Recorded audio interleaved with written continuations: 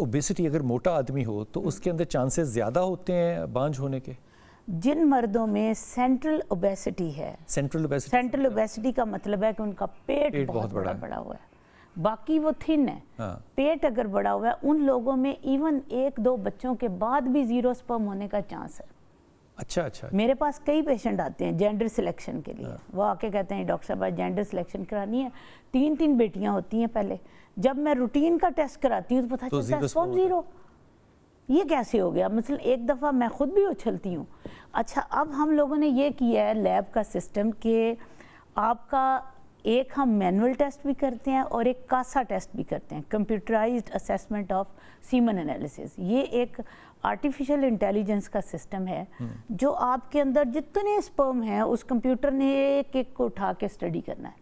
इनमें से इतने नॉर्मल हैं, इतने एबनॉर्मल हैं, इतनों का हेड डैमेज है, इतनी की टेल डैमेज है। अच्छा, वो इतनी बारीकी से टेस्ट जो डैमेज हो स्पर्म उनके साथ कंसीव नहीं हो सकता? नहीं हो सकता। अब डैमेज होने की सबसे बड़ी बात आपने वो शायद आपको भूल गई, आप वक्फे से पहले बात कर रहे थे। मैंने आपको क्या कहा कि एनवायरनमेंट में सबसे ज़्यादा बेहतर है कि आपका रिलेशनशिप कैसा है। सबसे बड़ी चीज़ है एनवायरनमेंट में। क्यों? हमारे आप जितने मज़ाहिब उठा लें, मेरे से ज़्यादा तो आपको पता है कि हर मज़हब इसी बात पे फोकस्ड है, सिला रहमी और लोगों के साथ अच्छे ताल्लुकात। क्योंकि जब हम किसी से मतलब हैप्पी मैरिज के अंदर कंसीव करने के चांसेस ज़्यादा हैं, हैप्पी मैरिज में भी और दूसरे रिलेशनशिप में भी। जितने रिलेशनशिप में आपका ब्रेकअप होगा, चाहे वो आपके सगे भाई का ही ब्रेकअप है, वो आपको डैमेज जरूर करेगा। आपके स्पर्म डैमेज हो रहे हैं, आपके स्पर्म को तो डैमेज उसने लाजमी करना है ना। तेरी है। ये पक्का सोच लें। खवातीन में ओवेरियन फेलियर हो सकता है।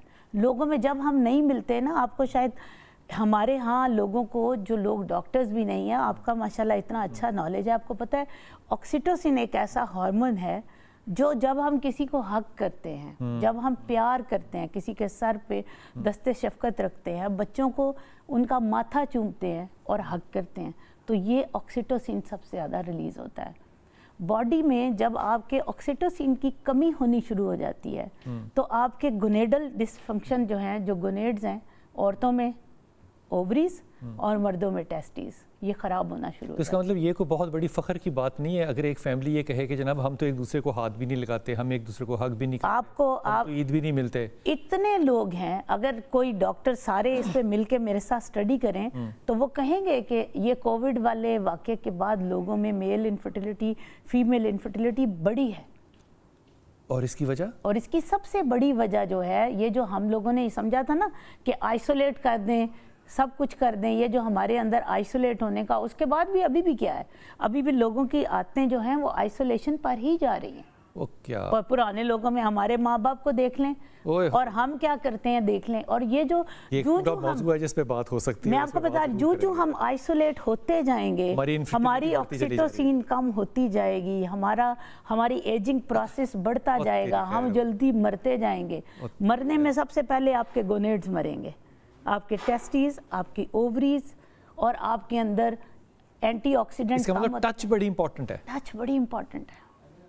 ओए राबिया, अस्सलाम वालेकुम। जी बेटा। अस्सलाम वालेकुम। वालेकुम सलाम राबिया। डॉक्टर साहब आपको भी अस्सलाम वालेकुम। वालेकुम सलाम। जी मेरा पुत्र। मैं जब से आपकी पोस्ट देखी है, मैं तब से बहुत एक्साइटमेंट में हूँ मेरी कब डॉक्टर साहिबा से बात हो और मैं भी अपने लिए थोड़ी सी डिस्कशन करूं। जी फरमाइए बेटा, सुन रही हैं डॉक्टर साहब। जी। अच्छा, मैं एक्चुअली जेंडर सिलेक्शन के लिए आपसे रब्ता करना चाह रही थी। जेंडर सिलेक्शन के लिए कितनी बेटियां हैं आपकी? मेरी 3 बेटियां हैं माशाल्लाह, और मैं चाहती हूँ कि मेरे पास भी एक बेबी बॉय हो। और एज कितनी है? मेरी एज है 32 इयर्स। चलो ठीक है, 35 से पहले कर लो। अच्छी बात है। हाँ। आपने फैसला जो है ये शौहर से मिलके किया ही कि नहीं? जी शौहर से मिलके ही, वो भी ये चाहते हैं कि एक बेटा हो।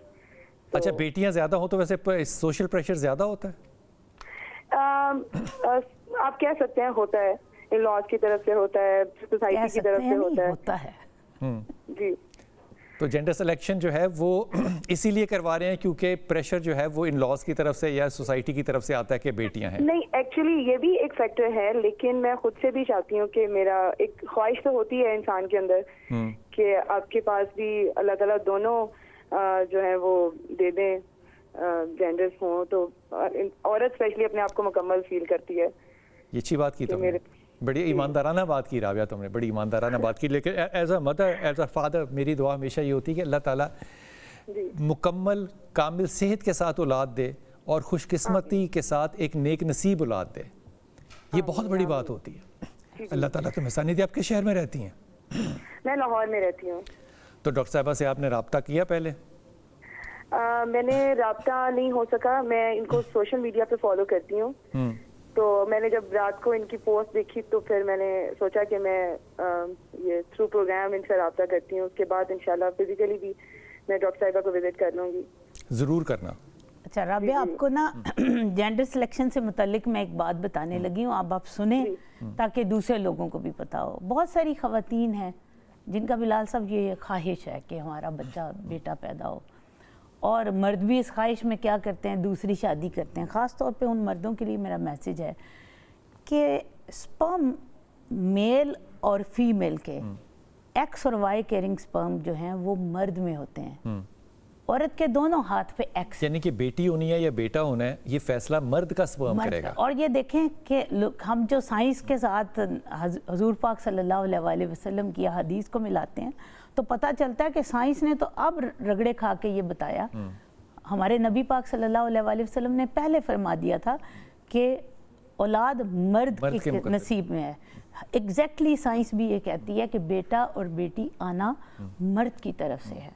तो अगर मर्द शादियां दूसरी कर ले या तीसरी कर ले, फर्क नहीं पड़ेगा। सिर्फ इससे फर्क ये पड़ सकता है कि हाँ, अगर एक बीवी में बच्चा होने की कैपेसिटी ख़त्म हो गई है और वो चाहता है मैं मज़ीद बच्चे पैदा करूं, ट्राई करूं, और अगर आप वीक स्पर्म से बच्चा भी पैदा करेंगे ना, ये बड़ी इंपॉर्टेंट आज का जो मैसेज है, मैं चाहती हूँ कि इसको बेशक आप कट करके भी लोगों को दिखाएं कि जो मेल स्पर्म में अगर प्रॉब्लम है और वो पहले 4 बेटियां हो गई एक औरत से, अब उसको मीनोपॉज आ गया, अब वो बगैर इलाज के दूसरी बीवी लाता है और तुक्के से उसका भी तीसरी चौथी दफ़ा में बेटा पैदा हो जाता है। तो याद रखें, वीक स्पर्म अगर एसिडिक एनवायरनमेंट में जाके मिल भी जाता है तो उस बच्चे का IQ लेवल ख़राब होगा, उसमें कंजेनिटल एब्नॉर्मेलिटीज़ आने का चांस है। इट इज़ रादर बेटर कि आप बीवी बदलें, ये आपके लिए बेहतर है कि आप पहले साइंस की जो है वो उसकी तरफ तवज्जो करें कि वो क्या आपका इलाज क्या है, मेडिकल साइंस में क्या है इलाज। जी अस्सलाम वालेकुम कॉलर। जी वालेकुम सलाम सर। जी कौन बात कर रहे हैं? जी मैं मोहम्मद जावेद बात कर रहा हूँ रावलपिंडी से। जी जी जावेद, हुक्म फरमाइए बेटा। सर जी मैंने डॉक्टर साहिबा का एड्रेस लेना था और इनके हॉस्पिटल पिंडी में किधर है ये पूछना था। आप रावलपिंडी में हैं? जी जी। तो डॉक्टर साहब लाहौर में है? रावलपिंडी में नहीं बैठे डॉक्टर? याद कर रहे हो?